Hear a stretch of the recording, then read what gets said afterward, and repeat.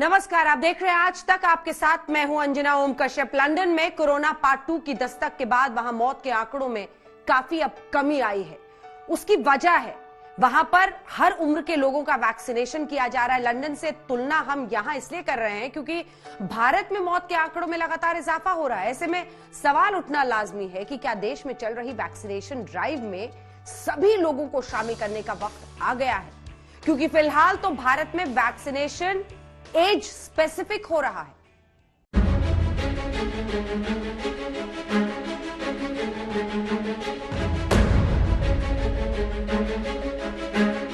भारत में तीसरे चरण का वैक्सीनेशन शुरू हो चुका है, जिसमें 45 साल से ऊपर के लोगों को वैक्सीन दी जाएगी। वैक्सीनेशन में तेजी लाना जरूरी भी है क्योंकि देश में कोरोना के मामले रिकॉर्ड स्तर से बढ़ते जा रहे हैं। महाराष्ट्र, कर्नाटक, तमिलनाडु, केरल और दिल्ली में हर दिन कोरोना के संक्रमण में लगातार इजाफा हो रहा है। लेकिन यहाँ पर हम आपको एक दिलचस्प तुलना करके दिखाते हैं। यूरोप के कई देश कोरोना की दूसरी लहर से दो चार हो रहे हैं, लेकिन उन देशों में मौत के आंकड़े भारत के मुकाबले काफी कम हैं। अगर इंग्लैंड को ही ले लें तो राजधानी लंदन में कोरोना पार्ट 2 में पिछले दिनों मौत के मामलों में भारी कमी आई है। विशेषज्ञों के अनुसार उसकी वजह यह है कि वहां पर पूरी आबादी का वैक्सीनेशन किया जा रहा है और खास तौर पर सुपर स्प्रेडर्स को टारगेट किया जा रहा है। सुपर स्प्रेडर यानी वो लोग जो कोरोना के संक्रमण को सबसे ज्यादा फैलाते हैं। वो लोग जो खुद पर तो संक्रमण के असर को बर्दाश्त कर जाते हैं, लेकिन यही संक्रमण वो दूसरों को ट्रांसफर कर देते हैं। लंदन के इंपीरियल कॉलेज की एक स्टडी के अनुसार 20 से 49 वर्ष के लोग कोरोना के सुपर स्प्रेडर होते हैं। कोरोना के 100 में से औसतन 65 केस इसी आयु वर्ग के लोगों से फैलते हैं। 20 से 49 साल के लोगों में संक्रमण के लक्षण कम दिखते हैं, यानी वो एसिम्प्टोमेटिक होते हैं। रिसर्च के मुताबिक कोरोना का 59% संक्रमण ऐसे ही एसिम्प्टोमेटिक मरीजों से फैलता है। इसीलिए कई देशों में सभी आयु वर्ग के लोगों को वैक्सीन दी जा रही है, लेकिन भारत में फिलहाल सभी आयु वर्ग के लोगों का वैक्सीनेशन नहीं हो रहा है। तो कहीं भारत में कोरोना केस बढ़ने के पीछे सभी को वैक्सीन न मिलने का नियम तो नहीं है? हमारे पास दो तरह के लोग हैं। एक है जो स्प्रेड करते हैं, दूसरा है जिनको इन्फेक्शन होता है वो सीरियस हो सकते हैं। तो हमें अगर इस इन्फेक्शन को रोकना है तो हमें दोनों को टारगेट करना पड़ेगा। स्पेशली जब हमारे पास वैक्सीन जैब की कमी नहीं है तो हमें यूनिवर्सल वैक्सीनेशन अलाउ करना चाहिए। वर्ल्ड में जितने भी प्रोडक्ट हैं अदर देन कोविशील्ड और कोवैक्सीन अलाउ करने चाहिए इंपोर्ट करने के लिए, और डिपेंडिंग किस पेशेंट को कौन सा प्रोडक्ट चाहिए वो हमें देना चाहिए। भारत सरकार ने फिलहाल 20 से 45 साल के लोगों को टारगेट न कर 45 साल से ऊपर के लोगों को वैक्सीनेशन के लिए नियम बनाया है। 1 अप्रैल से 45 साल से ऊपर वाले लोगों को वैक्सीनेशन देने की शुरुआत भी हो चुकी है। अब आपको बताते हैं कि सरकार ने 45 से ज्यादा उम्र के सभी लोगों के वैक्सीनेशन के लिए जोर क्यों दिया है। देश में 60 से ज्यादा उम्र वाले लोगों की आबादी 13.7 करोड़ है, जबकि 45 से 59 साल वाले लोगों की आबादी 20.7 करोड़ है। सरकार का कहना है कि कोविड से मरने वाले लोगों में 90% लोग 45 से ज्यादा उम्र वाले हैं। इस वजह से इस एज ग्रुप को वैक्सीनेट करना बेहद जरूरी है। इसमें कोई शक नहीं कि भारत में दुनिया का सबसे बड़ा वैक्सीनेशन ड्राइव चल रहा है, लेकिन सवाल उठता है कि क्या बड़ा होने के साथ साथ ये ड्राइव टाइमली है? क्या वैक्सीनेशन की स्पीड कोरोना के संक्रमण की स्पीड से तेज है, या वैक्सीनेशन की रफ्तार कहीं कम तो नहीं? में कोरोना की उस उभरती हुई सेकंड पीक को तुरंत रोकना ही होगा।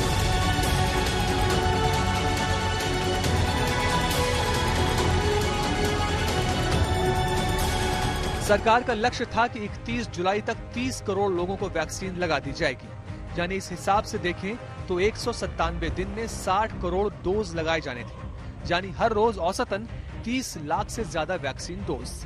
लेकिन वैक्सीनेशन की रफ्तार को देखें तो पिछले 75 दिनों में करीब 8.5 लाख डोज प्रतिदिन का औसत है। हालांकि 31 मार्च को करीब 21 लाख वैक्सीन लगी है। अगर इसी रफ्तार से वैक्सीनेशन जारी रहा तो 30 करोड़ लोगों को वैक्सीन का टारगेट पूरा करने के लिए 31 जुलाई तक करीब 44 लाख वैक्सीन डोज रोज लगानी पड़ेंगी और देश की 70% आबादी को वैक्सीन लगने में करीब 2.5 साल लग जाएंगे। अब बड़ा सवाल ये उठता है कि इतनी बड़ी आबादी को वैक्सीनेट करने में 2.5 साल लगेंगे तो कोरोना खत्म कब होगा, हर्ड इम्यूनिटी कब पैदा होगी। जानकार बताते हैं कि किसी भी आबादी में हर्ड इम्यूनिटी पैदा होने के लिए पहले उस आबादी में 60 से 70% वैक्सीनेशन होना जरूरी है। वेरिएंट्स आ रहे हैं, यूके वेरिएंट है, साउथ अफ्रीकन वेरिएंट है, ब्राजीलियन वेरिएंट है, और वो वेरिएंट जो है एक जगह पे नहीं रहेंगे, हमारे देश में भी आएंगे और ये वेरिएंट्स जो है ये ज्यादा जल्दी फैलते हैं। इसके साथ साथ सीरो सर्वेलेंस डेटा ने ये क्लियरली दिखाया है कि 70% से ज्यादा जो हमारे देश की आबादी है उनमें एंटीबॉडीज नहीं है, वो अभी भी वायरस से इन्फेक्शन होने के लिए हो सकते हैं। रिपोर्ट्स में ये सामने आया है कि जिन देशों में 20% से ज्यादा वैक्सीनेशन हो चुका है वहां कोरोना के केस कम हो रहे हैं, लेकिन भारत में अभी 5% से भी कम आबादी को वैक्सीन लगी है, यानी वक्त कम है और चैलेंज बहुत बड़ा। कोरोना की चुनौती आम जनता के साथ साथ सरकार के लिए भी किसी लिटमस टेस्ट से कम नहीं है। देश के अंदर फिलहाल सबसे बड़ी प्राथमिकता अगर सरकार की है तो वो है कोविड से जनता को महफूज रखना। लेकिन क्या है इसके लिए सरकार की स्ट्रैटेजी, आइए जानते हैं। इस बार हमारे टियर 2 और टियर 3 शहर जो शुरू में प्रभावित नहीं हुए थे, उनके आसपास के क्षेत्र प्रभावित ज्यादा हो रहे हैं। देखिए, इस लड़ाई में हम सफलतापूर्वक बच पाए हैं, उसका एक कारण था कि हम गांवों को इससे मुक्त रख पाए थे। लेकिन टियर 2, टियर 3 सिटी पहुंचा तो इसको गांव में जाने से देर नहीं लगेगी और गांवों को संभालना हमारी व्यवस्थाएं बहुत कम पड़ जाएगी। और इसलिए हमें छोटे शहरों में टेस्टिंग को बढ़ाना होगा। हमें छोटे शहरों में रेफरल सिस्टम और एम्बुलेंस नेटवर्क के ऊपर विशेष ध्यान देना होगा।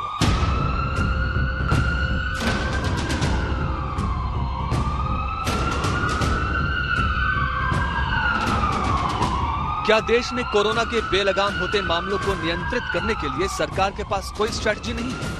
क्या कोरोना के केस यूं ही बढ़ते चले जाएंगे? चुनौती सिर्फ मेडिकल एक्सपर्ट्स के लिए नहीं है, बल्कि केंद्र और राज्य सरकार भी कड़े इम्तिहानों से गुजर रहे हैं। केंद्र सरकार ने राज्य सरकारों को कोरोना पर लगाम लगाने के लिए कुछ खास दिशा निर्देश जारी किए हैं। राज्य सरकार सबसे अधिक प्रभावित जिलों में अगले 2 हफ्ते के अंदर 45 साल से ऊपर के लोगों को वैक्सीन की डोज दें। टीकाकरण अभियान में तेजी लाई जाए और सभी पात्रों को टीका लगाया जाए। राज्य सरकार हर कोरोना मरीज के 25 से 30 संपर्कों को ट्रेस करके उनके क्वारंटीन की व्यवस्था करे। जिन मान लीजिए 47 डिस्ट्रिक्ट्स में केसेस बढ़ रहे हैं, यहां पर अगर और ज्यादा स्पेशल एफर्ट यहां के एडमिनिस्ट्रेशंस करें, वैक्सीन के जो देने की प्रक्रिया को एक और ज्यादा बड़ा जन आंदोलन बनाने के लिए, हम तो देश भर में कह रहे हैं कि इसको जन आंदोलन बनाना बहुत जरूरी है। और ये बार बार कह रहे हैं कि भाई आप खाली अपनी जिम्मेदारी मत लीजिए, अपने परिवार में जो भी बुजुर्ग है, आपके घर में आपकी पत्नी है, आपका जो है मित्र है, आपका रिश्तेदार है, आप ऑफिस में काम करते हैं, अस्पताल में काम करते हैं, तो आपके जो संगी साथी हैं सबको आप प्रेरित करिए, पुश करिए और उनका वैक्सीनेशन करवाइए।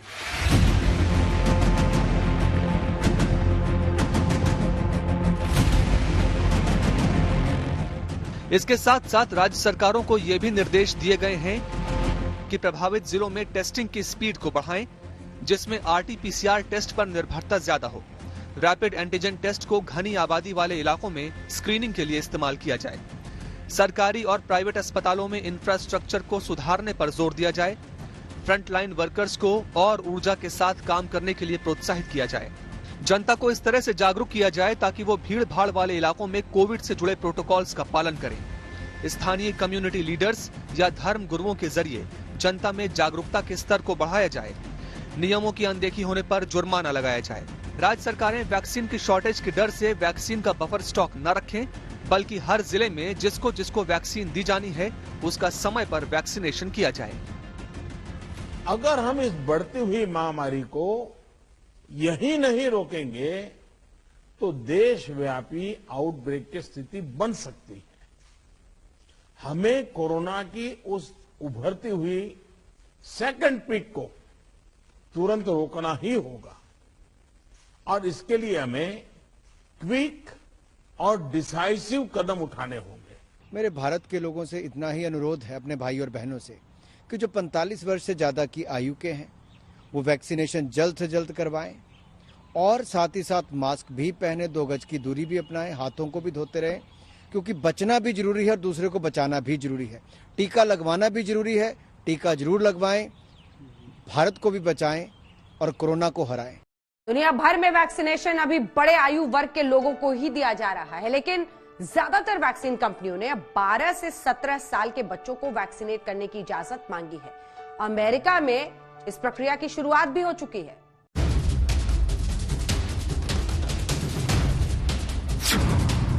फाइजर ने किया दावा उसकी वैक्सीन 12 साल के बच्चों के लिए सुरक्षित।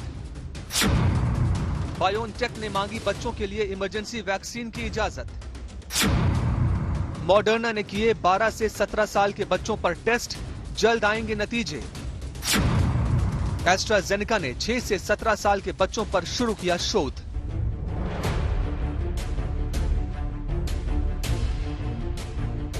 वैक्सीन बनाने वाली कई कंपनियों ने दावा किया है कि अगर महामारी को आगे बढ़ने से रोकना है तो अब बच्चों को भी वैक्सीनेट करना जरूरी है। इससे पहले कि बच्चों के रेगुलर स्कूल शुरू हो जाएं, उनका वैक्सीनेशन हो जाना चाहिए।